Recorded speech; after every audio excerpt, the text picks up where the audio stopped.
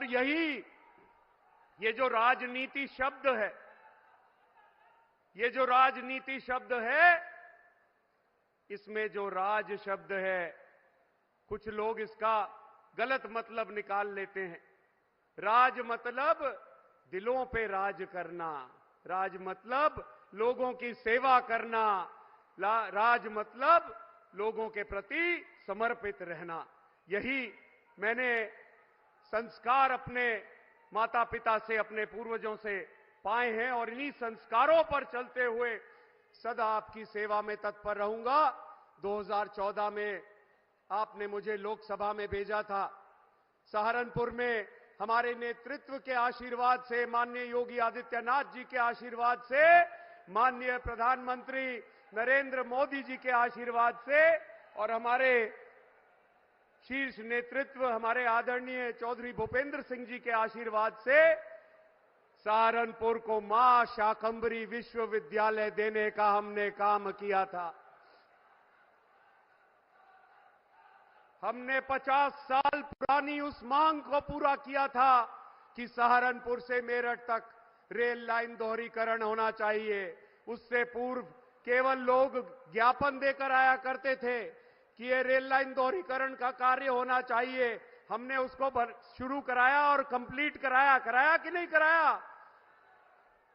हमने सहारनपुर से शामली होते हुए दिल्ली तक के हाईवे का निर्माण पूरा करवाया। माननीय योगी आदित्यनाथ जी ने, माननीय प्रधानमंत्री जी ने किस तरह से गारंटी लेते हुए उस हाईवे का निर्माण करवाया। फिर चाहे बाईपास निर्माण हो और चाहे सहारनपुर को स्मार्ट सिटी बनाने का काम हो, बहुत सारे कार्य उस कार्यकाल में हमने पूर्ण किए। आप रिकॉर्ड उठाइए 2014 से 2019 तक का, और आप रिकॉर्ड उठाइए उससे पूर्व सभी सांसदों के कार्यकाल का और उससे बाद का, और आप देखिए कितनी बार संसद में हमने आपकी आवाज मजबूती से उठाई, कितनी बार संसद में हमने चर्चाओं में भाग लिया। सारा कुछ ऑनलाइन पता चल जाता है और मुझे पूरा विश्वास है कि ये 2014 से 2019 का आंकड़ा बाकी सबके योग से भी ज्यादा बड़ा आपको नजर आएगा। साथियों, हमारी सरकार का मूल मंत्र सबका साथ, सबका विकास, सबका विश्वास, और मैं साथ में कहूंगा सबका सम्मान, क्योंकि अगर आपका सम्मान है तो ही हमारा सम्मान है। आपके सम्मान के साथ कभी किसी को खिलवाड़ नहीं करने देंगे, खड़े रहेंगे आपके साथ कंधे से कंधा मिलाकर। जब आप आवाज लगाएंगे, जब आप हमें पुकारेंगे, आप हमें अपने साथ खड़ा पाएंगे।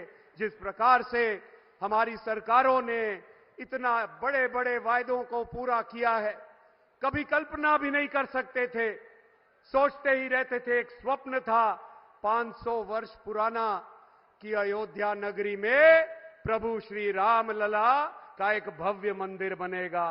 अभी 27 फरवरी को मेरा सौभाग्य था कि मैं अयोध्या पहुंचा और मैंने जब प्रवेश द्वार से अंदर 2 कदम रखे तो वहीं खड़ा रह गया, मैं स्तब्ध रह गया। सामने प्रभु श्री राम को उनका घर वापस मिल चुका था। ऐसा वातावरण जिस दिन मूर्ति प्राण प्रतिष्ठा हुई, आपने भी टेलीविजन के माध्यम से देखा होगा, कोई ऐसी आंख नहीं थी जो नम नहीं थी। मैं आपसे पूछना चाहता हूं कि यदि इस देश के प्रधानमंत्री नरेंद्र मोदी ना होते और प्रदेश के मुख्यमंत्री योगी आदित्यनाथ ना होते तो क्या ये स्वप्न साकार होता? क्या अयोध्या में राम मंदिर बना होता? बताइए। ये इसीलिए संभव हुआ क्योंकि इस देश के यशस्वी प्रधानमंत्री माननीय मोदी जी और यशस्वी मुख्यमंत्री माननीय योगी जी ने दृढ़ संकल्प लिया था। प्रभु श्री राम में पूर्ण आस्था रखते हुए ये सोचा था कि इस कार्य को पूरा कराना है। कश्मीर से धारा 370, 35 से हटना। याद करिए वो समय कि जब कश्मीर के नवयुवक पथराव किया करते थे। प्रतिदिन ये पता चलता था किसी ना किसी गांव में, देश के किसी ना किसी शहर में हमारे किसी जवान का शरीर आ रहा है शहीद होकर। कैसे वो गांव पूरा आंसुओं से उस अंतिम संस्कार किया करता था, याद करिए वो समय। और आज वो समय है कि जब चीन और पाकिस्तान या कोई भी ऐसा मुल्क जो भारत की तरफ गलत नजर से देखता है, उसे सर्जिकल स्ट्राइक करके उसका इलाज करना हमारी सरकारें जानती हैं। हमारे बीच में माननीय प्रधानमंत्री जी पहुंच चुके हैं। माननीय प्रधानमंत्री श्रीमान नरेंद्र मोदी जी, माननीय मोदी जी जिंदाबाद, माननीय मोदी जी जिंदाबाद। मोदी मोदी मोदी मोदी मोदी मोदी मोदी मोदी मोदी मोदी मोदी मोदी मोदी। आज कितना बड़ा सौभाग्य है हमारा कि हमारे आदरणीय प्रधानमंत्री श्री नरेंद्र मोदी जी हम सबके बीच में पहुंच रहे हैं और अब मंच पे आ चुके हैं। मोदी मोदी को चुनते, मोदी भारत को ही माने अपनी माता, देश की जनता है उसका विधाता। नाम से पहले वो काम को चुनता, तभी तो उसकी हर कोई सुनता। भारतीय नारी विश्व पे भारी और थर थर कांपे भ्रष्टाचारी। उन्नत भारत का लोहा मनाया रहा जमी पे। मोदी मोदी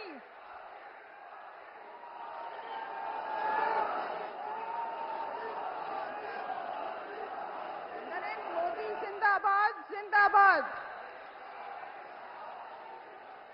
अब की बार 400 पार, फिर एक बार मोदी सरकार।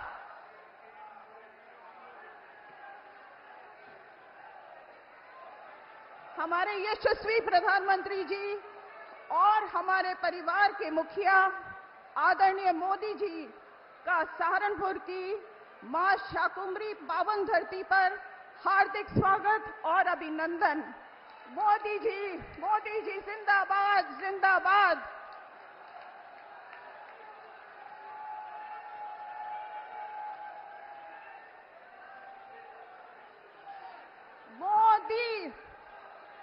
मोदी जी जिंदाबाद जिंदाबाद। मोदी जी जिंदाबाद जिंदाबाद।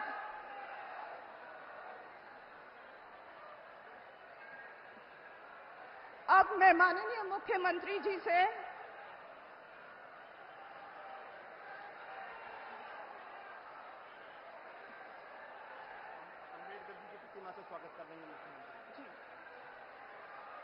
अब हमारे माननीय मुख्यमंत्री जी भारत रत्न डॉक्टर भीमराव अंबेडकर के चित्र से मोदी जी का स्वागत करेंगे।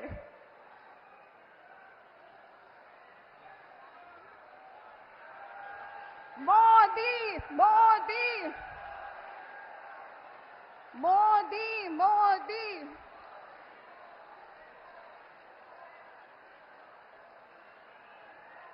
मोदी जी को जय श्री राम जय श्री राम।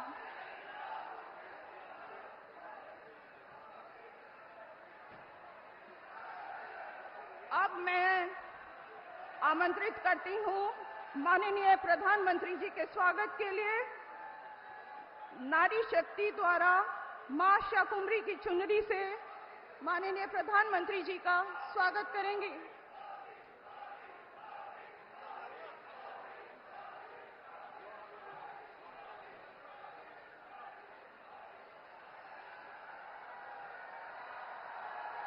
मोदी मोदी मोदी जी को जय श्री राम जय श्री राम। मोदी जी को जय श्री राम जय श्री राम। स्वागत है भाई स्वागत है, मोदी जी का स्वागत है।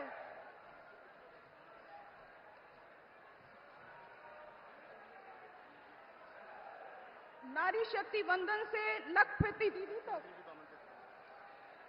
उत्थान व महिला सशक्तिकरण के संकल्प की यात्रा को साकार किया है हमारे प्रधानमंत्री जी ने हमारे परिवार के मुखिया ने आपसे आग्रह है, जोरदार तालियों से मोदी जी के स्वागत में करतल ध्वनि से स्वागत कीजिए। मोदी मोदी। अब मैं उत्तर प्रदेश के माननीय मुख्यमंत्री जी का स्वागत करती हूं कि वे अपने उद्बोधन के द्वारा उपस्थित जनसमूह को संबोधित करें।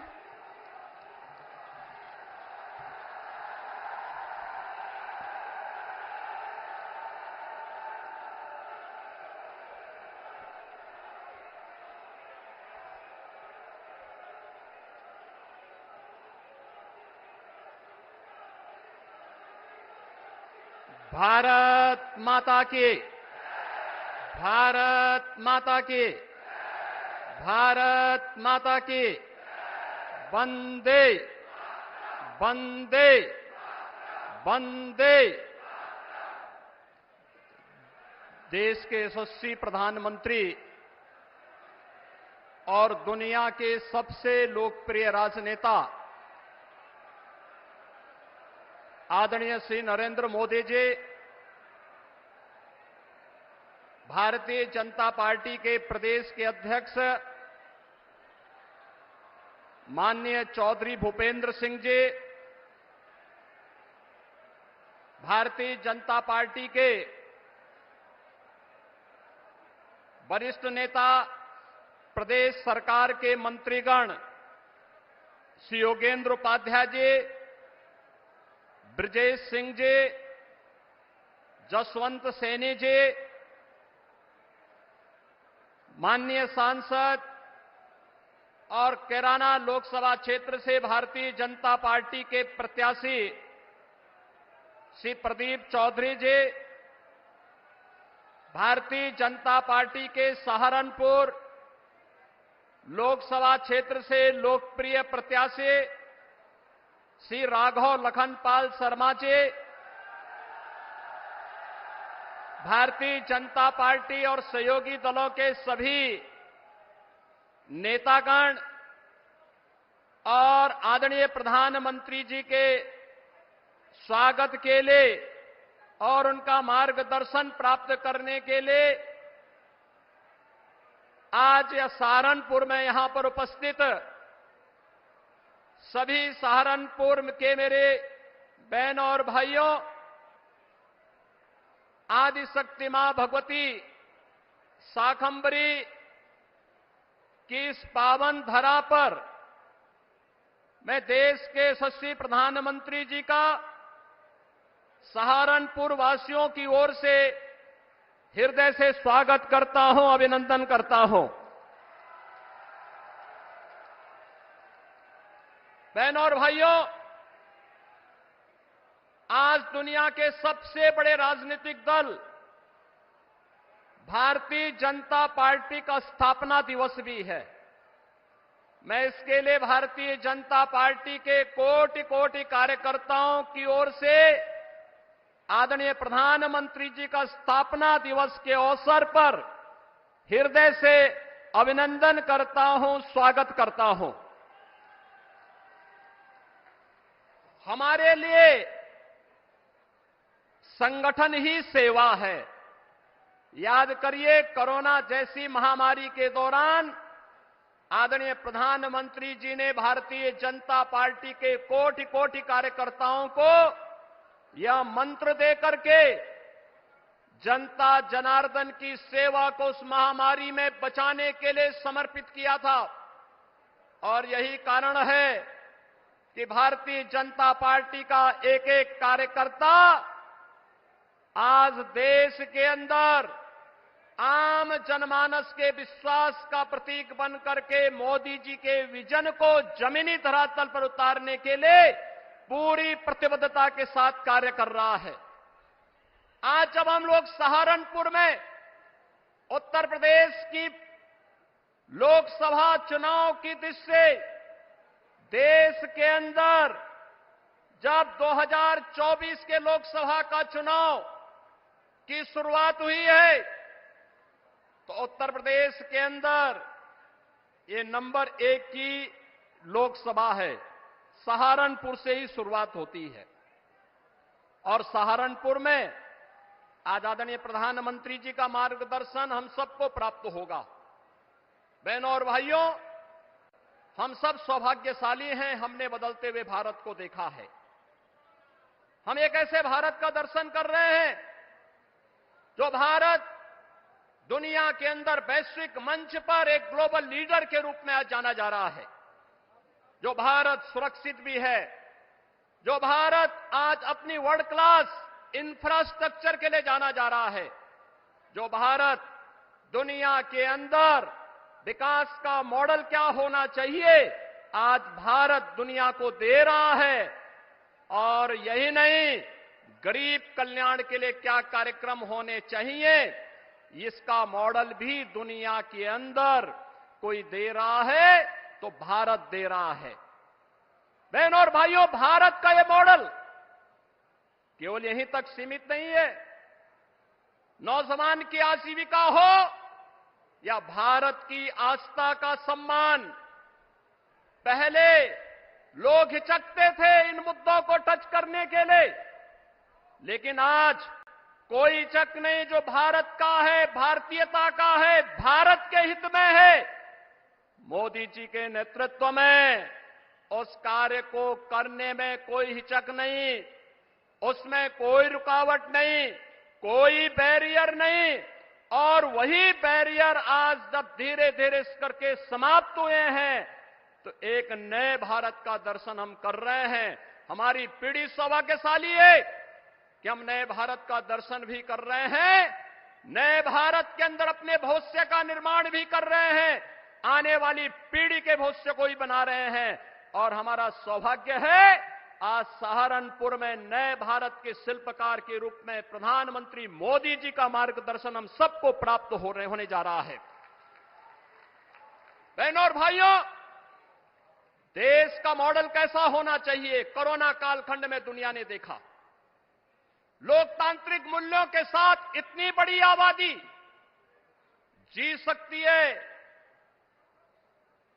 वहां की सभी प्रकार की व्यवस्थाएं उस कालखंड में कैसे दी जानी चाहिए, कैसे प्रबंधन, कोविड प्रबंधन कैसे होना चाहिए, दुनिया भौचक थी। क्योंकि हमारे पास एक करिश्माई नेतृत्व मोदी जी का था। कोरोना प्रबंधन का हो, विकास का मॉडल का हो, दुनिया की सबसे बड़ी अर्थव्यवस्था के रूप में भारत को स्थापित करने का हो। और अब तो 2 दिन पहले ब्रिटेन के प्रतिष्ठित माने जाने वाले एक समाचार पत्र की एक रिपोर्टिंग हम सबका ध्यान आकर्षित करती है, दुनिया का ध्यान आकर्षित करती है। उसने जिक्र किया है 2021-22 में उन्होंने इस बात का उल्लेख किया है कैसे पाकिस्तान के अंदर चुन चुन करके आतंकवादी मारे गए थे और उन आतंकवादियों को कैसे नष्ट किया गया था। द गार्डियन की इस रिपोर्ट का स्रोत क्या है, यह वही बता सकता है।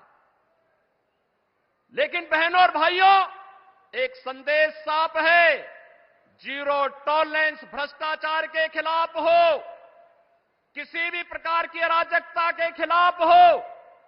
दुनिया के अंदर पहले जिन मुद्दों को छूने से लोग डरते थे, आज दुनिया ने भी मान लिया है कि आतंकवाद दुनिया की एक चुनौती है और आतंकवाद का समाधान हर हाल में होना चाहिए।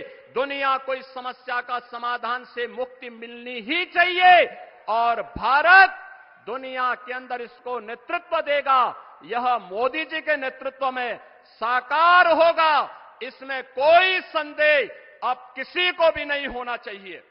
बहनों और भाइयों, मोदी जी ने अमृत काल में हम सबको एक विकसित भारत की संकल्पना दी है और विकसित भारत के लिए आज पूरे देश के अंदर एक नई बहस प्रारंभ हुई है। ये चुनाव भी विकसित भारत को किस रूप में हमें आगे बढ़ाना है। आपका एक वोट, जनता जनार्दन का एक वोट देश की तकदीर और तस्वीर को बदलने में कैसे निर्णायक साबित हो सकती है। 2014 उसका टर्निंग पॉइंट है और 2014 के बाद लगातार देश के अंदर जो परिवर्तन हुए हैं यह भी उसका आधार है।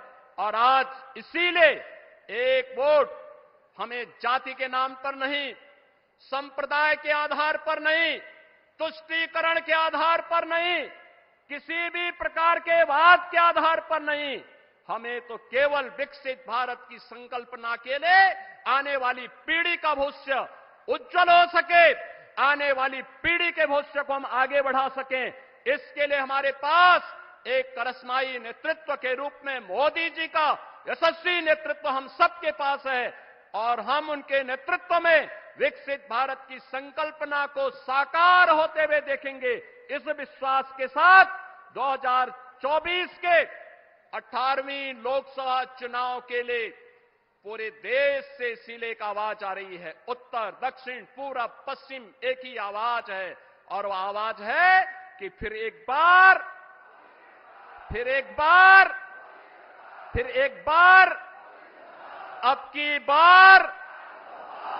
की बार तो यह आवाज के साथ हम सबको जुड़ जाना है।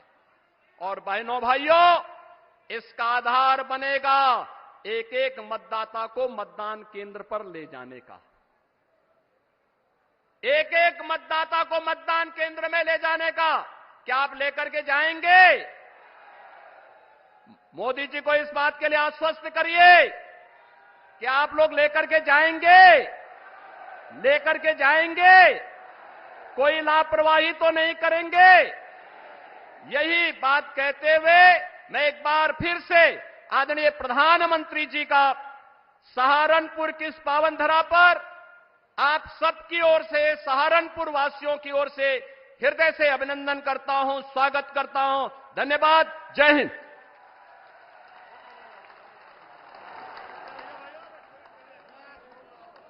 सहारनपुर से हमारे लोकप्रिय प्रत्याशी भाई राघव लखनपाल जी व कैराना से हमारे लोकप्रिय प्रत्याशी भाई प्रदीप चौधरी जी प्रधानमंत्री जी का पुष्पबली से स्वागत करेंगे। मोदी मोदी मोदी।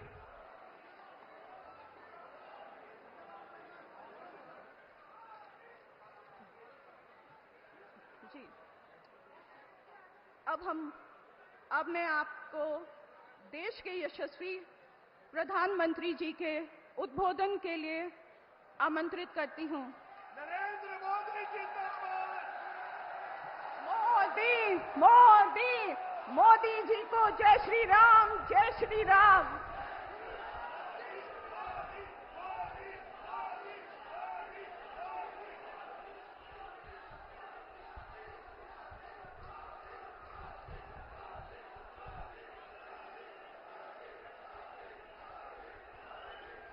भारत माता की, भारत माता की, भारत माता की। शाकुंभरी मां के आंगन में आप सभी को राम राम।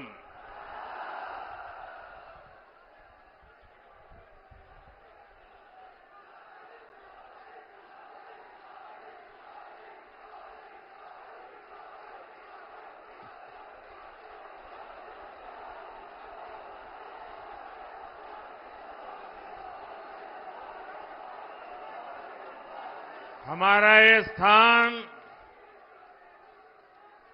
मां शक्ति का स्थान है। हमारा ये स्थान मां शक्ति की साधना का स्थान है और हिंदुस्तान के हर कोने में शक्ति की उपासना ये हमारी स्वाभाविक आध्यात्मिक यात्रा का हिस्सा है। हम वो देश हैं जो कभी भी शक्ति उपासना को नकारते नहीं है। लेकिन ये देश का दुर्भाग्य है कि इंडी अलायंस के लोग खुलेआम चुनौती दे रहे हैं कि उनकी लड़ाई शक्ति के खिलाफ है। क्या कोई शक्ति को खत्म कर सकता है क्या? शक्ति के सामर्थ्य को चुनौती दे सकता है क्या? और जिन जिन लोगों ने शक्ति को नष्ट करने का प्रयास किया है, उन सबका क्या हाल हुआ है, वो इतिहास में, पुराणों में अंकित है।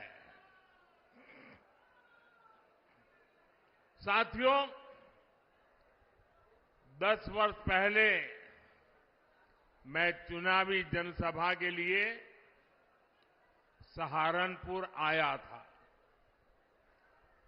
और याद कीजिए 2014 के वो दिन, उस समय देश घोर निराशा, घोर संकट के दौर से गुजर रहा था। और तब मैंने आपको गारंटी दी थी कि देश झुकने नहीं दूंगा, देश रुकने नहीं दूंगा। मैंने संकल्प लिया था कि आपके आशीर्वाद से हर स्थिति को बदलूंगा, हर परिस्थिति को बदलूंगा, निराशा को आशा में बदलूंगा, आशा को विश्वास में बदलूंगा।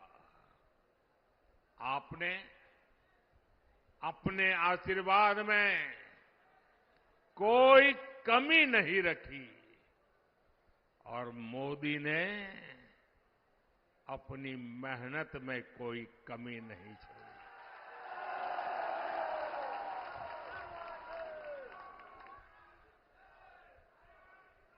याद कीजिए, तब हमारा भारत दुनिया में 11वें नंबर की आर्थिक ताकत था। मोदी ने सिर्फ 10 साल में भारत को दुनिया की 5वीं सबसे बड़ी आर्थिक ताकत बना दिया है। तब कांग्रेस सरकार ने भारत की छवि कमजोर देश, भ्रष्ट देश ऐसी ही बना के रख दी थी। आज बीजेपी सरकार ने भारत की छवि मजबूत और तेजी से विकसित होते देश की बना दी है। बनी है कि नहीं बनी है? पूरी दुनिया में हिंदुस्तान का डंका बज रहा है कि नहीं बज रहा है? यूरोप में भी भारत का डंका बज रहा है, अमेरिका में भी भारत का डंका बज रहा है, अफ्रीका में भी भारत का डंका बज रहा है, सारी दुनिया में देश का डंका बज रहा है ना। कैसे?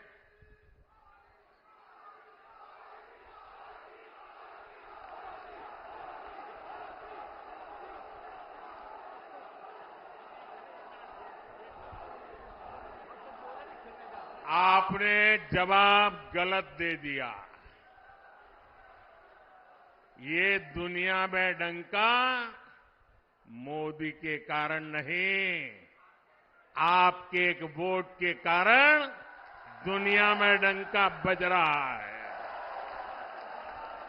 140 करोड़ देशवासियों के वोट की ताकत है कि आज दुनिया में हिंदुस्तान का डंका बज रहा है। और इसलिए हिंदुस्तान के हर कोने से एक ही आवाज आ रही है। महिलाएं भी बोल रही हैं, बुजुर्ग भी बोल रहे हैं, गांव भी बोल रहा है, शहर भी बोल रहा है। एक ही बात कह रहा है, फिर एक बार, फिर एक बार, फिर एक बार। भाइयों और बहनों, आज एक बहुत शुभ अवसर है। आज भाजपा का स्थापना दिवस है। बहुत कम दशकों में ही भाजपा के साथ रिकॉर्ड संख्या में हमारे देशवासी जुड़े हैं। भाजपा ने लोगों का भरोसा जीता है। भाजपा ने लोगों का दिल जीता है। और इसका कारण क्या है? इसका सबसे बड़ा कारण है कि भाजपा राजनीति नहीं, राष्ट्र नीति पर चलती है। भाजपा के लिए राष्ट्र प्रथम है। ये भाजपा का नारा नहीं, भाजपा का आर्टिकल ऑफ फेथ है। यह हमारा विश्वास है, यह हमारी रगों में है, यह हमारे सपनों में है, यह हमारे संकल्प में है। राष्ट्र प्रथम हमारे लिए देश से बड़ा और कुछ नहीं है।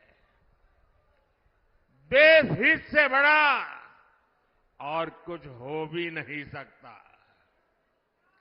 भाजपा से लोग सत्ता के लिए नहीं जुड़ते, बल्कि एक मिशन के लिए जुड़ते हैं। इसलिए भाजपा ने अपने सिद्धांतों, अपने संकल्पों को हमेशा राजनीतिक स्वार्थ से छोड़ करके राष्ट्रहित की सुप्रीमेसी के लिए ऊपर रखा है। गरीब कल्याण हमारे लिए एक चुनावी घोषणा नहीं, बल्कि हमारा मिशन रहा है। इसलिए भाजपा की प्राथमिकता रही है गरीब का पक्का घर, गरीब को शौचालय। इसलिए भाजपा ने गरीब के जीवन से अंधेरा दूर किया, उसे मुफ्त बिजली कनेक्शन दिया। ये भाजपा है जिसने गरीब को मुफ्त राशन दिया और आने वाले 5 साल भी मुफ्त राशन की गारंटी दी है।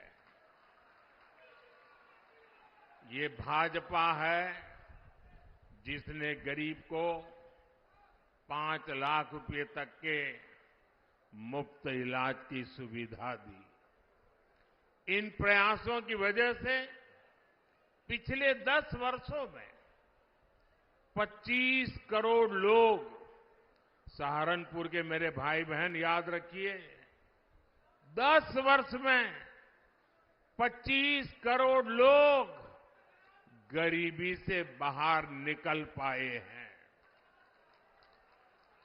कांग्रेस की सरकारें जो कई दशकों में नहीं कर पाई, वो भाजपा ने 10 साल में करके दिखाया है।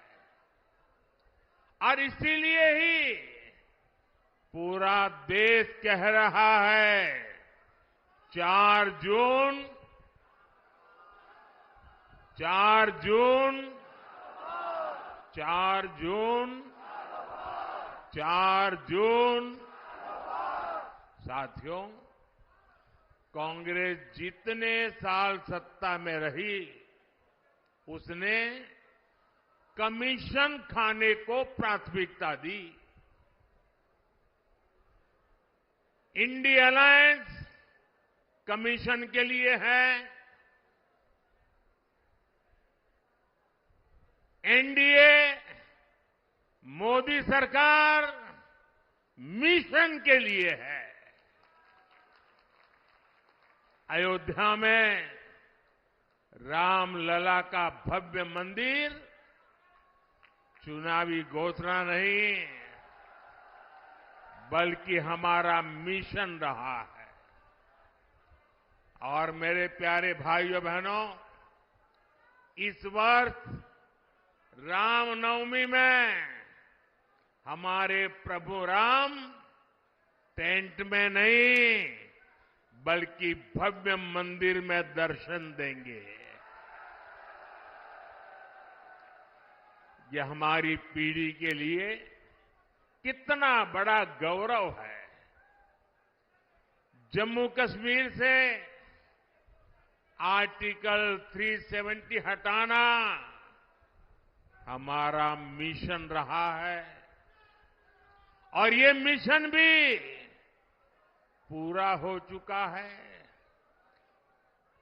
कश्मीर में पत्थरबाजों ने जो पत्थर फेंके थे, वो सारे पत्थर जुटाकर मोदी उन्हीं से विकसित जम्मू कश्मीर का निर्माण कर रहा है। भारत को एक मजबूत देश बनाना भाजपा की प्रतिबद्धता है। यानी जैसी भाजपा की नीयत है, जैसी निष्ठा है, नीतियां भी वैसी ही बनती है। और इसलिए आज हर हिंदुस्तानी कहता है, अनुभव से कह रहा है, नीयत सही तो नतीजे सही। साथियों, बीजेपी सरकार बिना भेदभाव के काम करती है। हमारी सोच यही है कि सरकार की योजनाएं हर वर्ग, हर जाति, हर व्यक्ति तक पहुंचे। और इसलिए भाजपा सरकार ने 10 साल पूरी ताकत से काम किया है। और हमारा तो मंत्र रहा है सैचुरेशन, 100% योजना लागू हो। जितने भी उसके लाभार्थी लोग हैं, सबको मिलना चाहिए, कोई भेदभाव के बिना मिलना चाहिए। इसका मतलब ये हुआ, जब लाभार्थी उसके हक की चीज उसको मिलती है, सैचुरेशन का मतलब ही होता है वही सच्चा सेक्युलरिज्म है, वही सच्चा सामाजिक न्याय है। सबका साथ, सबका विकास और सबका विश्वास ही ये हमारा मंत्र है। भाजपा ने गरीबों को घर दिए तो हर जाति, हर धर्म के लोगों को मिले। हमने गैस कनेक्शन दिए तो इसका लाभ भी हर वर्ग तक पहुंचा। हम नल से जल हर गली मोहल्ले तक पहुंचा रहे हैं। भाजपा सरकार ने सालों से चली आ रही 3 तलाक की कुप्रथा का भी अंत किया। हमने बड़ा कानून बनाकर करोड़ों मुस्लिम बहनों के हित में काम किया, उनकी गरिमा को पुनः स्थापित किया। और कुछ लोग कभी कभी कहते हैं उत्साह में कि मोदी ने जो 3 तलाक कानून खत्म किया है, इससे मुस्लिम महिलाओं को लाभ हुआ है। मैं समझता हूं उनको पूरी समझ नहीं है। ये सिर्फ मुस्लिम महिलाओं का भला हुआ ऐसा नहीं है, सिर्फ मुस्लिम महिलाओं को ही लाभ मिला ऐसा नहीं है। कोई भी मुस्लिम महिला किसी की बेटी होती है किसी की बहन होती है और जब माँ बाप मुस्लिम बेटी को शादी करवाकर ससुराल भेजते हैं, कितने बड़े सपने देख करके भेजते हैं, लेकिन मन में चिंता रहती है कि कहीं दामाद नाराज हो जाए और 3 तलाक बोल दें, और अगर बेटी घर वापस आ जाए तो पूरा परिवार तबाह हो जाएगा। भाई को चिंता रहती है, अगर बहन वापस आएगी तो क्या होगा। मां को चिंता रहती है कि अगर बहन वापस आ जाए तो उसको मैं कैसे पालूंगी। और इसलिए 3 तलाक का कानून खत्म करके, परंपरा खत्म करके, हमने सिर्फ मुस्लिम महिलाएं नहीं, पूरे मुस्लिम परिवार को बचा लिया है। उस लटकती तलवार से मुक्ति दिला दी है। ये एक काम इतना बड़ा मैंने किया है कि आने वाली सदियों तक मुस्लिम बेटियां ये मोदी को आशीर्वाद देती रहेगी। भाजपा देश के हर नागरिक की परेशानी कम कर रही है, हर किसी के लिए नए अवसर बना रही है। भाई और बहनों, सहारनपुर की लड़की की, सहारनपुर की यहां की जो लकड़ी की नक्काशी है, यहां के लोगों के कौशल की ख्याति तो दूर दूर तक है। और योगी जी हो या मोदी, आपका ध्यान है, इसलिए हम दोनों एक बात पर बार बार बोलते हैं, vocal for local, vocal for local. Modi और योगी आपके उत्पादों की बिक्री बढ़ाना चाहता है, और इसलिए हमने एक जिला एक उत्पाद योजना लेकर आया है। क्या इंडी गठबंधन के नेताओं से ये बातें आपने कभी सुनी है? इतना ही नहीं, हमने तो अब हर राज्य में एकता मॉल बनाने की योजना बना दी, और हर राज्य में जो एकता मॉल बनेगा उसमें हिंदुस्तान के हर जिले की चीजें बिकेगी।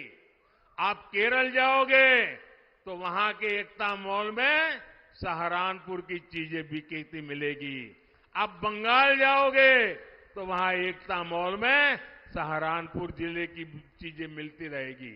मतलब हम देश के 1 डिस्ट्रिक्ट 1 प्रोडक्ट को हर जिले में और दुनिया के हर देश में पहुंचाना चाहते हैं। हमने पीएम विश्वकर्मा योजना शुरू की है ताकि पारंपरिक कला से जुड़े सभी परिवारों की आय बढ़े। इसका लाभ हमारे सहारनपुर के शिल्पियों को बहुत बड़े पैमाने पर होने वाला है। यहां इतनी अच्छी सड़कें बन रही है, इतनी बेहतर रेल और एयरपोर्ट की कनेक्टिविटी हो रही है। भाजपा ने और हमारे योगी जी तो कानून व्यवस्था के विषय में रत्ती भर भी छूट नहीं देने वाले। भाजपा ने अपराधियों को, दंगाइयों को काबू किया तो इसे सुरक्षा के साथ साथ निवेश के लिए भी माहौल बना है। साथियों, ये क्षेत्र अपने कृषि उत्पादकों के लिए भी जाना जाता है। पिछले 10 साल में हमारी सरकार लगातार अपने किसान भाइयों के लिए काम कर रही है।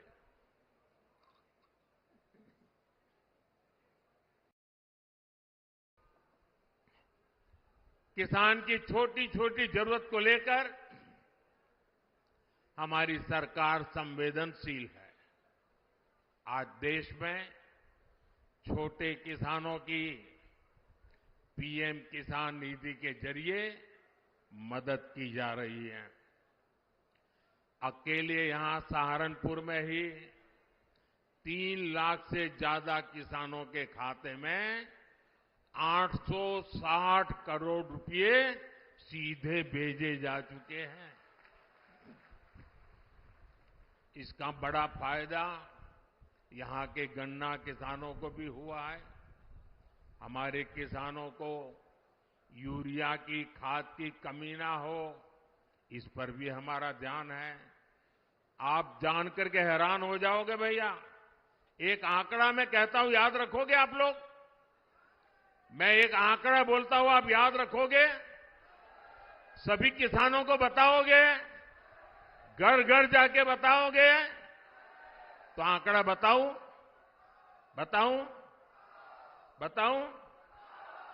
देखिए, दुनिया के कई देशों में यूरिया का एक थैला 3,000 रुपये में, यूरिया का बोरा 3,000 रुपये में मिलता है। कितने में? याद रखिए, किसानों को बताइए कितने में मिलता है। दुनिया में यूरिया का बोरा कितने में मिलता है? हमारे यहां किसानों को यूरिया का ये बोरा 300 रुपये से भी कम में मिलता है दोस्तों। अब मुझे बताइए, ये बात किसानों को बतानी चाहिए कि नहीं बतानी चाहिए? घर घर जाके बतानी चाहिए कि नहीं बतानी चाहिए? साथियों, अब हम भारत को विकसित राष्ट्र बनाने के मिशन में जुटे हैं। वहीं दूसरी तरफ जो हमारे विरोधी हैं, वो क्या कर रहे हैं? ये सत्ता पाने के लिए तड़प रहे हैं, छटपटा रहे हैं। मैं देश का पहला चुनाव देख रहा हूं जहां विपक्ष जीत का दावा नहीं कर रहा है। किसी विपक्ष के नेता से आपने सुना कि भाई उनकी सरकार बनेगी? सुना कोई बोलता है? बल्कि विपक्ष सिर्फ इसलिए चुनाव लड़ रहा है ताकि भाजपा की सीटें 370 से कम की जा सके और एनडीए की 400 से कम की जा सके, इसके लिए लड़ाई लड़ रहा है। आज सपा की स्थिति यह है कि यहां हर घंटे उसे अपने उम्मीदवार बदलने पड़ रहे हैं। ये लोग उम्मीदवारों तक का फैसला नहीं पा रहे। और कांग्रेस की स्थिति तो और विचित्र है। कांग्रेस को तो उम्मीदवार ही नहीं मिल रहे।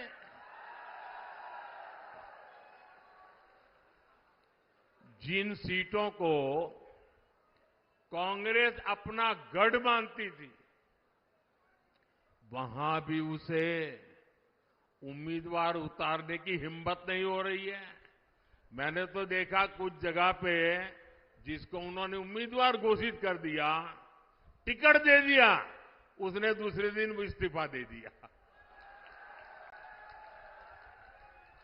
यानी इंडी गठबंधन अस्थिरता और अनिश्चितता का दूसरा नाम बन चुका है।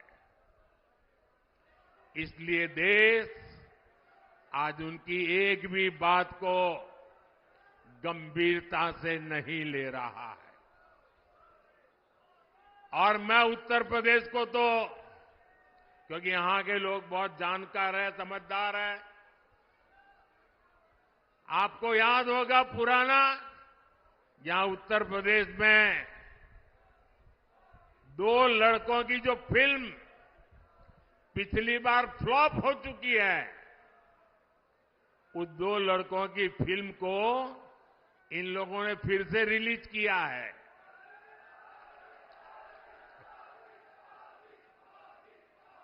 मुझे समझ नहीं आता, अरे काठ की हांडी को ये इंडी गठबंधन वाले कितनी बार चढ़ाएंगे?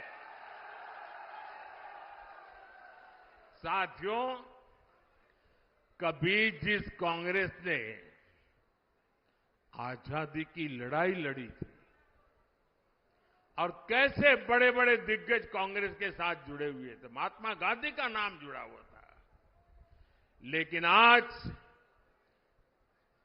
देश एक स्वर से कह रहा है, आजादी की लड़ाई लड़ने वाली वो कांग्रेस तो दशकों पहले ही समाप्त हो चुकी है। अब जो कांग्रेस बची है, उसके पास ना देश हित में नीतियां हैं और ना ही राष्ट्र निर्माण का विजन। आपने देखा होगा, कल कांग्रेस ने जिस तरह का घोषणा पत्र जारी किया है, उससे साबित हो गया है कि आज की कांग्रेस आज के भारत की आशाओं, आकांक्षाओं से पूरी तरह कट चुकी है। कांग्रेस के घोषणा पत्र में वही सोच झलकती है जो सोच आजादी के आंदोलन के समय मुस्लिम लीग में थी। कांग्रेस के घोषणा पत्र में पूरी तरह मुस्लिम लीग की छाप है और इस मुस्लिम लीग वाले घोषणा पत्र में जो कुछ हिस्सा बचा खुचा रह गया, उसमें वामपंथी पूरी तरह हावी हो चुके हैं। कुल मिलाकर कांग्रेस इसमें दूर दूर तक नहीं दिखाई देती है। ऐसी कांग्रेस 21वीं सदी में भारत को आगे नहीं बढ़ा सकती। साथियों, आपने मेरा काम देखा है। हर पल देश के नाम, और मैं आपको कहता हूं 24/7 फॉर 2047।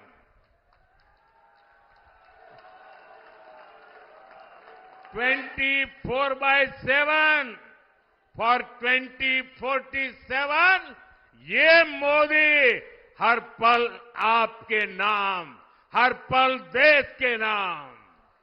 और इसलिए मोदी कहता है, आपका सपना मोदी का संकल्प है।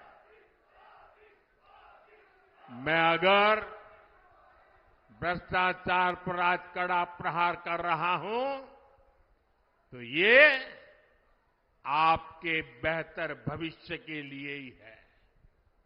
भ्रष्टाचारी गरीब के सपनों को तोड़ते हैं, आपको लूटते हैं, आपके अधिकारों को लूटते हैं, आपको आगे बढ़ने से रोकते हैं। अगर आपका बेटा या बेटी नौकरी के लिए योग्य है, लेकिन भ्रष्टाचार करके किसी और को नौकरी दे दी जाए, तो आपके बेटे बेटी का भविष्य क्या होगा? और इसलिए मैं आपके बेटे बेटी के भविष्य को बचाने के लिए इतनी गालियां खा रहा हूं, इतनी लड़ाई लड़ रहा हूं।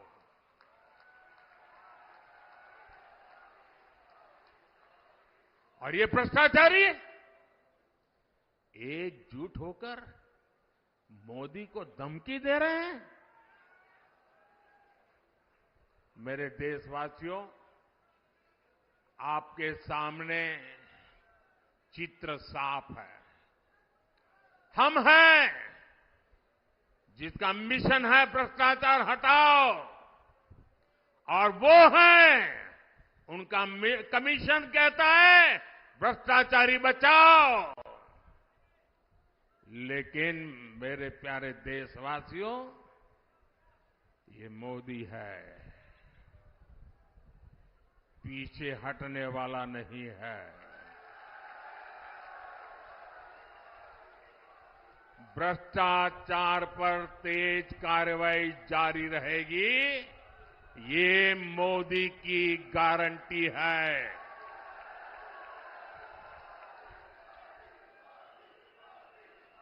भाइयों और बहनों, 10 साल में जो हुआ है इसकी आज चारों तरफ चर्चा है। लोग घंटों घंटों तक इस काम की सफलता की सराहना करते हैं। मैंने अभी एक बच्चे का वीडियो देखा, छोटा बच्चा, और वो A to Z मोदी ने क्या क्या योजनाएं लाई है बढ़िया तरीके से बोलता है। 8-10 साल का बच्चा था। इसका मतलब काम बहुत हुआ है, लोग इसे पसंद भी करते हैं, लेकिन मोदी का मन क्या कहता है? काम बहुत भले हुआ हो, लेकिन मोदी के मन में जो सपना है ना, उस हिसाब से तो ये काम अभी ट्रेलर है, ट्रेलर।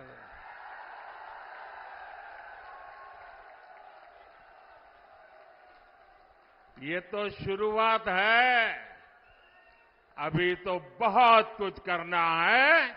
अभी तो हमें देश को बहुत आगे लेकर जाना है। साथियों, वो दिन दूर नहीं जब भारत दुनिया की तीसरी सबसे बड़ी इकोनॉमी बन जाएगा। वो दिन दूर नहीं जब भारत खाद्य तेल और दालों में भी आत्मनिर्भर हो जाएगा। वो दिन दूर नहीं जब भारत में बने सामान दुनिया के कोने कोने में अपनी पहचान बनाएंगे। ऐसे ही विराट संकल्पों के लिए मोदी को मोदी की गारंटी पूरा करने के लिए आशीर्वाद चाहिए। और इसके लिए सहारनपुर से हमारे साथी राघव लखनपाल जी और केरला से हमारे साथी प्रदीप कुमार जी को भारी मतों से विजयी बना करके संसद में मेरा साथ देने के लिए भेजना है। लेकिन इसके लिए आपको एक काम करना होगा। करेंगे। आपको अपने ही रिकॉर्ड तोड़ने होंगे, तोड़ेंगे। आपके बूथ में पिछले 3 चुनाव में जितना मतदान हुआ है उसको रिकॉर्ड तोड़ के अधिक मतदान करवाएंगे। पिछले 3 चुनाव में आपके बूथ में जितने वोट मिले हैं उससे ज्यादा वोट बीजेपी को दिलवाएंगे। घर घर जाएंगे, बूथ जीत करके लाएंगे। मेरी आपसे अपेक्षा है इस बार इन दोनों लोकसभा सीट के सभी बूथों पर हमें जीत करके दिखाना है, दिखाएंगे। और जैसा योगी जी ने कहा, गर्मी बहुत है। इतनी गर्मी में मतदान अधिक हो, ये हम सबकी जिम्मेवारी है। धूप कितनी ही तेज क्यों न हो, हमने सुबह सुबह ही मतदान करवाना है। करवाओगे? अच्छा, मेरा एक काम है, करोगे? बिल्कुल मेरा पर्सनल काम है। ये राघव जी का भी नहीं और प्रदीप जी का भी नहीं है, ये मोदी का काम है। करोगे? जरा हाथ ऊपर करके बताइए, करोगे? मेरा काम बहुत छोटा है। देखिए, हर घर जाना और हर घर जाके कहना कि मोदी जी सहारनपुर आए थे और मोदी जी ने आपको प्रणाम भेजा है। मेरा प्रणाम पहुंचा दोगे? हर घर में पहुंचा दोगे? बोलिए भारत माता की, भारत माता की, भारत माता की। बहुत बहुत धन्यवाद।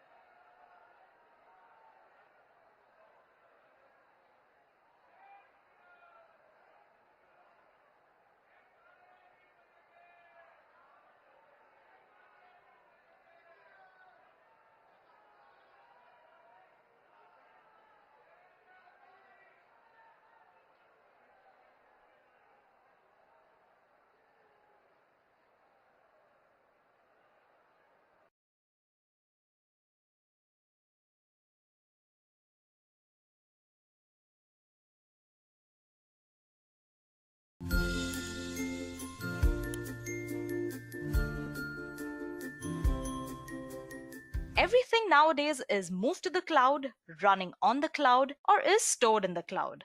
Hence, the demand for certified cloud practitioners is increasing across all sectors of the economy, and it has now become an essential skill that you need to make it in the web development industry.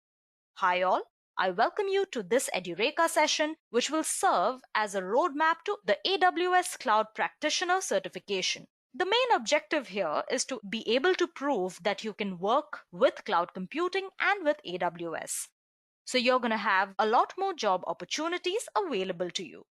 So before we begin, let's address a few questions that you all might have about the CCP or the Certified Cloud Practitioner to determine whether it's the right certification for you.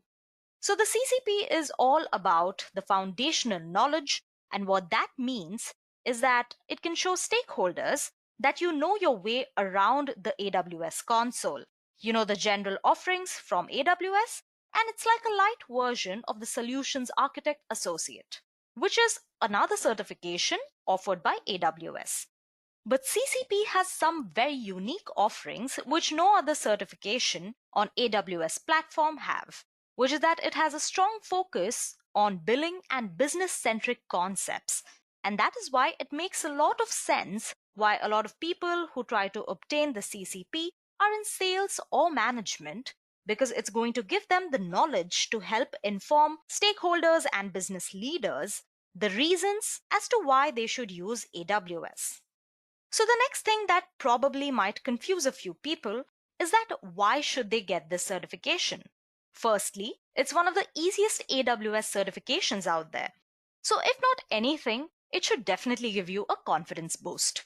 It basically adds to your certification count superficially if that's something your companies care about, and that is why you don't see a lot of developers doing this certification. The second thing is it gets you familiar with your test and its environment. Now, if you're somebody that aspires to take the Solutions Architect Associate exam, you wouldn't want that to be your first exam, because it could prove to be pretty hard in an unfamiliar environment. But like we discussed before, this is a way simpler exam to approach. After succeeding in the CCP, you could definitely proceed to prepare for the Solutions Architect Associate or any other advanced certification. Moving on, let's discuss how long would you take to prepare for this exam. Now, if you are a developer, you're already working in the industry, you can pass this exam in less than a week. You need about 8 hours of structured practice, and that should do it for you. If you are a bootcamp graduate, we'd recommend about 15 hours, which is equivalent to a week and a half of studying and practice, and you shall be good to go. Finally, if you're from the sales and management background, you probably do not have a lot of developer experience or experience with the cloud infrastructure.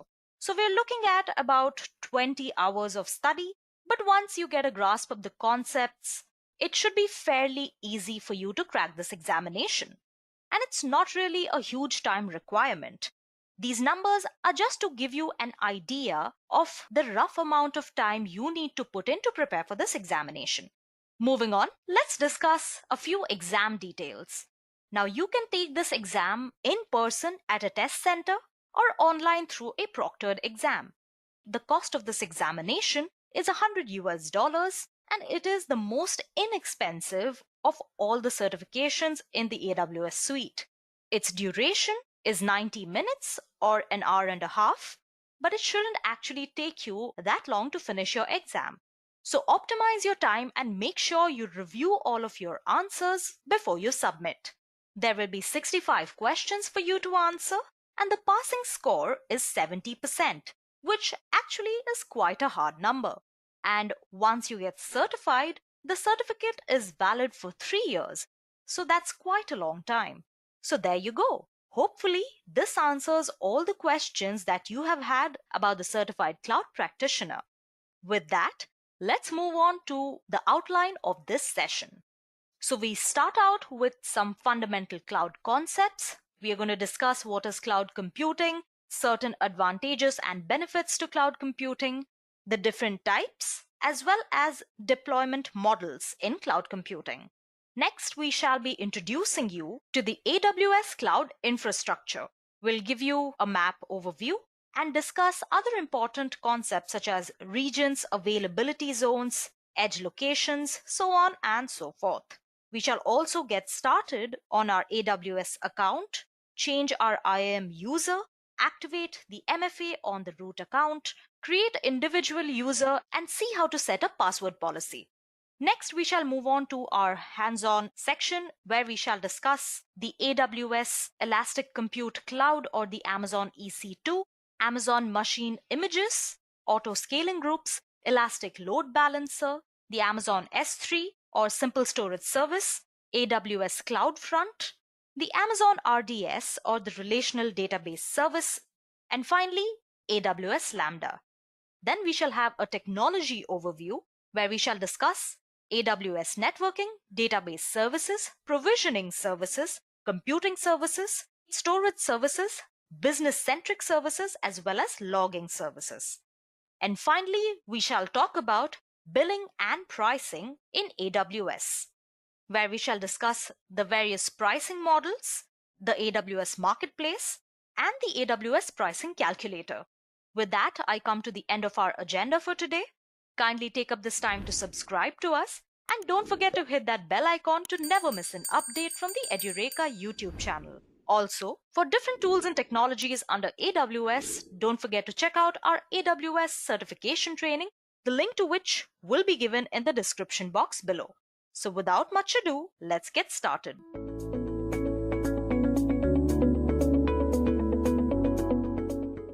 Firstly, let's understand why cloud. To understand this, we need to understand the situation that existed before cloud came into existence. So what happened back then? Well, firstly, in order to host a website, you had to buy a stack of servers. And we all know that servers are very costly. So that meant we ended up paying a lot of money. Next was the issue of traffic. Now, as we all know, if we are hosting a website, we are dealing with traffic that is not constant throughout the day. And that meant more pain. We would understand that as we move further. And the other thing was monitoring and maintaining your servers. Yes, this is a very big problem. Now, all these issues, they led to certain disadvantages. What are those? As I mentioned, servers are very costly. Yes, the setup was again costly and thus you ended up paying a lot of money. And there were other factors contributing to this point. Let's discuss those as well. One, troubleshooting was a big issue. Since you're dealing with a business, your prime focus is on taking good decisions so that your business does well. But if you end up troubleshooting problems or you focus more on infrastructure related issues, then you cannot focus more on your business, and that was a problem. So either you had to do multitasking or you had to hire more people to focus on those issues. Thus, again, you ended up paying more money.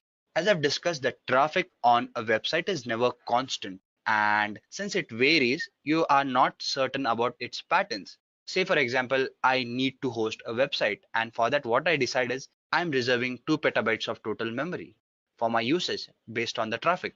But as the traffic varies, there would be times when the traffic is high and my whole 2 petabytes of data is consumed, or space is consumed rather. But what if the traffic is very low for certain hours of the day? I'm actually not utilizing these servers. So I end up paying more money for the servers than I should be. So yes, upscaling was an issue. So all these things were an issue because we were paying more money, we did not have sufficient time to take our decisions properly, there was ambiguity, there was more trouble monitoring and maintaining all these resources.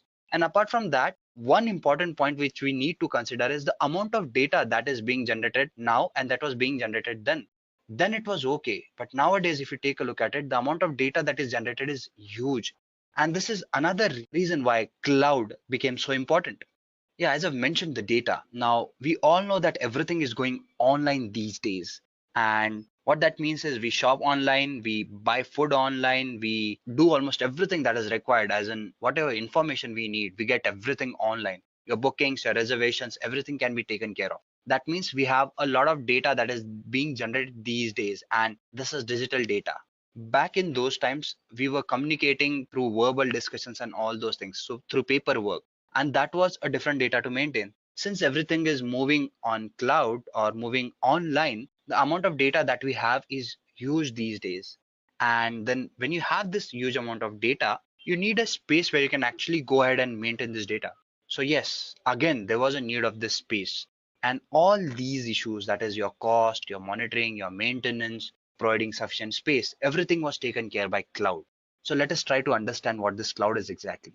Well, think of it as a huge space that is available online for your usage. Now, this is a very generic definition to give you. To be more specific, I would be saying that think of it as a collection of data centers. Now, data centers, again, are a place where you store your data or you host applications basically. So when you talk about these data centers, they were already existing. So what did cloud do differently? Well, what cloud did was it made sure that you are able to orchestrate your various functionings, your applications, managing your resources properly by combining all these data centers together through a network, and then providing you the control to use these resources and to manage them properly.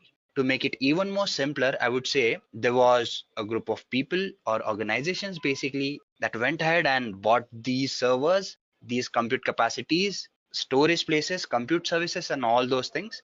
And they have their own channel or network. All you have to do was go ahead and rent those resources only to the amount you needed and also for the time that you needed. So yes, this is what cloud did. It let you rent the services that you need and use only those services that you need. So you ended up paying for the services that you rented and you ended up saving a lot of money. The other thing is these service providers, they take care of all the issues like your security, your underlying infrastructures, and all those things. So you can freely focus on your business and stop worrying about all these issues. So this is what cloud is. In simple words, it's a huge space which has all these services available, and you can just go ahead and pick and rent those services that you want to use. So what is cloud computing? Well, I've already discussed that. Just to summarize it, I would say it is nothing but an ability, or it is a place where you can actually store your data, you can process it, and you can access it from anywhere in the world. Now, this is an important point. Say, for example, you decide to choose a region for your infrastructure somewhere in US, maybe in India, and you can still have access to all your resources that is there in US. All you need is a good internet connection. So that is what cloud does. It makes the world accessible. It lets you have your applications wherever you want to and manage them the way you want to. So this was about cloud computing, guys. Next, we would be discussing different service models. Now you need to understand one thing. You're being offered cloud services, the platform to use your services or your applications basically. But then different people have different requirements. There are certain people who just want to consume a particular resource, or there are certain people who actually want to go ahead and create their own applications, create their own infrastructure and all those things. So based on these needs, we have particular service models, that is your cloud providers provide you with a particular model which suits your needs. So let us try to understand these models one by one. Well, we have these three models, that is your IaaS, your PaaS, and your SaaS. I would be discussing them in the reverse order. That is, I would be talking about SaaS first, and then I would go upwards. So let us start with SaaS or SaaS. SaaS is nothing but a software as a service. Now, what happens here is basically you're just consuming a service which is already being maintained and handled by someone else. To give you a valid example, we have a Gmail. All you do is you send mail to people and you receive mails. And whatever functionality you do is you just use the service that is there. You do not have to maintain it. You do not have to worry about upscaling, downscaling, security issues, and all those things. Everything is taken care by Google. Say, for example, your Gmail is what I'm talking about. Google manages everything here. So all you have to worry about is consuming that service. Now, this model is known as software as a service, that is SaaS. Next, we have PaaS, that is platform as a service. Now here, you are provided with a platform where you can actually go ahead and build your own applications. To give you an example, we have our Google App Engine. Now, when you talk about Google App Engine, what you can do is you can go ahead and you can create your own applications and you can put it on Google App Engine so that others can use it as well. So in short, you're using that platform to create your own applications. And lastly, we have IaaS, that is infrastructure as a service. Now, what do I mean by this? Well, the whole infrastructure is provided to you so that you can go ahead and create your own applications. That is, an underlying structure is given to you. Based on that, you can go ahead and choose your operating systems, the kind of technology you want to use on that platform, the applications you want to build, and all those things. So that is what an IaaS is, infrastructure as a service, basically. So these were the different models that I wanted to talk about. I hope it is clear to all of you. Now, this is the architecture that gives you a clear depiction as in what happens as far as these service models are concerned. Now you have something called as your SaaS. Now here, as you see, all you're doing is you're consuming your data, that's it, or using it. Everything else is managed by your vendor, that is your applications, runtime, middleware, OS, virtualization, servers, networking, everything. As far as your PaaS is concerned, your data and applications are taken care by you. That is, you can go ahead, you can build your own applications, you can use the existing platform that is provided to you. And finally, you have your IaaS. Now, what happens here is only the basic part, that is your networking, storage, servers, and virtualization is managed by your vendor, deciding what middleware, OS, runtime, applications, and data that resides on your end. You have to manage all these things. That is, you're just given a box of car, for example, or maybe parts of car. You go ahead and you fix it and you use it for your own sake. That is what IaaS is. To give you another example, think of it as eating a pizza. Now, there are various ways of doing that. One, you order it online. You sit at home, you order the pizza, it comes to your place, you consume it. That is more of your SaaS, that is software as a service. You just consume the service. Next is your platform as a service. Now, when I say platform as a service, you can think of it as going to a hotel and eating a pizza. Say, for example, I go there. They have the infrastructure, as in I have tables, chairs, I have to go sit, just order the pizza. It is given to me. I consume it and I come back home. And IaaS. Now, this is where you go ahead and bake your own pizza. You have the infrastructure, you buy it from somewhere or whatever it is. You use your pizza, you put it in an oven, you put spices, all those things, and you eat it. Now, this is the difference between these three services. I hope that now it is a little bit more clear to you. So let us move further and discuss the next topic, that is the different deployment models that are there.